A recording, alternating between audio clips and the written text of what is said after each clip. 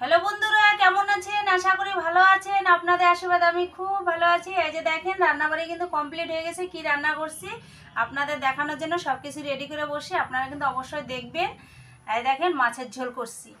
কারণ হচ্ছে আপনার দাদা ভাই রাত্রেবেলা মাছ নিয়ে আসছে। রাত্রেবেলা তো মাছের ঝোল করি নাই, এই জন্য এই যে সকালবেলা মাছের ঝোল করলাম। টাইম কিন্তু 9:30 বাজে। আর এখানে দেখেন ভাত, দেখছেন গরম ভাত আর হলো মাছের ঝোল। মাছের ঝোলটাতে কি কি দিয়ে করছি, আলু দিছি, অল্প বেগুন দিছি, কোয়াশ দিছি, আর হলো অনেক দিন পর ধইনা পাতা নিয়ে আসছে, নামানোর আগে ধইনা পাতাটা দিছি। দেখছেন আজকে একটু পাতলা করে করছি, কারণ ধইনা পাতা দিছি তো নামানোর সময়।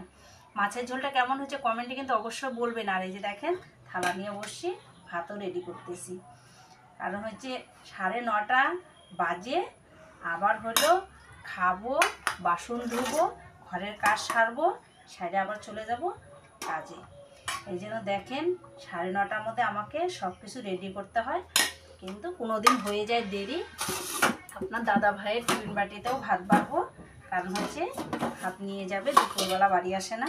রাত্রেবেলা মাছ নিয়ে আসে দেখে মাছের ঝোলটা রাত্রে করা হয় না, কারণ হচ্ছে রাত্রেবেলা ঝামেলা হয় মাছের ঝোলটা, ওই জন্য রাত্রে করি নাই, সকালবেলা করলাম।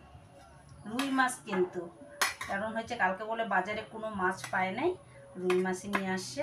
আর আপনার দাদা ভাই তো মাছ না হলে পরে সবজি টবজিও খায়, কিন্তু মাছ হলে একটু বেশি ভালো হয় আপনার দাদা ভাইয়েরও, আর ছেলে দুইটা তো আছেই।